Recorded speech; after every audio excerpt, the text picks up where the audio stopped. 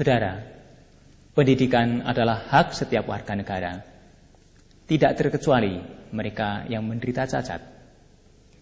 Justru anak-anak cacatlah yang membutuhkan pendidikan lebih intensif dibandingkan dengan anak-anak normal. SLBB Don Bosco yang dikelola oleh Yayasan Karbakti dan didirikan oleh para Buder Karitas pada tahun 1955 sampai kini tetap intensif mendidik, mengajar, dan mengasuh anak-anak tunarungu yang berasal dari seluruh pelosok tanah air.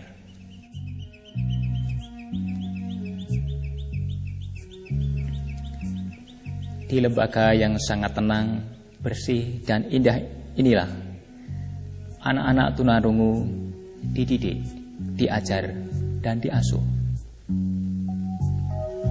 Metode maternal reflektif atau MMR yang diterapkan di tingkat prasekolah dan tingkat dasar rendah menjadikan anak-anak tunarungu yang sejak balita tidak mempunyai bahasa dengan cepat dapat menguasai bahasa ibu. Selanjutnya mereka dapat cepat pula menguasai konsep-konsep bahasa dari pengalaman di lingkungannya.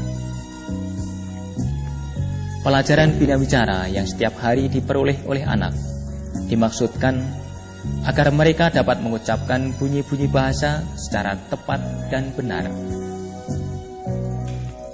Sisa pendengaran anak diukur dalam periode tertentu. Dengan mengetahui secara pasti sisa pendengaran itu, guru dapat mengembangkan potensi anak itu seoptimal mungkin. Pelajaran bina persepsi bunyi dan irama tidak hanya melatih anak tunarungu untuk PK terhadap bunyi, melainkan penting untuk mendukung penguasaan lagu bahasa, cepat lambat, keras lemah, tinggi rendah, warna suara, dan sebagainya. Olahraga boleh dikatakan menjadi menu sehari-hari yang berguna untuk melatih pernapasan, suatu hal yang amat penting dalam bicara, juga untuk membentuk fisik siswa yang tangguh. Pelajaran hastakarya dan menggambar juga penting sebagai bekal untuk masuk ke tingkat kejuruan kelak, di samping apresiasi terhadap seni itu sendiri. Untuk menumbuhkan sikap nasionalisme, setiap hari Senin dan hari-hari besar nasional dilaksanakan upacara bendera. Latihan kepramukaan di tingkat dasar tinggi dan kejuruan berguna untuk menopang pembentukan pribadi yang disiplin, tertib, berani, tangkas, kerjasama, dan rela menolong sesama. Keberhasilan anak tidak hanya karena belajar di sekolah, melainkan juga karena disiplin belajar di asrama.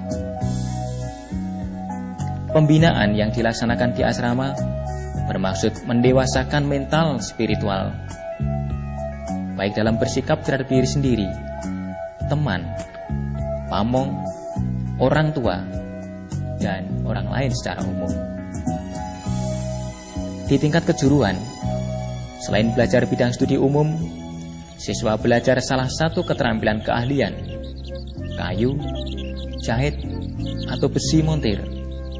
Inilah sebagai bekal mereka untuk bisa mandiri di tengah masyarakat, baik memasuki lapangan kerja maupun menciptakan lapangan kerja sendiri.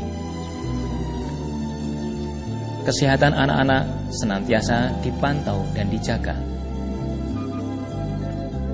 Di bengkel telah tersedia tenaga ahli yang siap mereparasi alat bantu dengar, baik milik pribadi siswa maupun milik kelas. Kelancaran proses pendidikan di lembaga ini didukung oleh tenaga administrasi yang profesional. Dalam suasana gembira bersama seluruh pamong dan orang tua mereka, di akhir tahun pelajaran diselenggarakan pentas seni.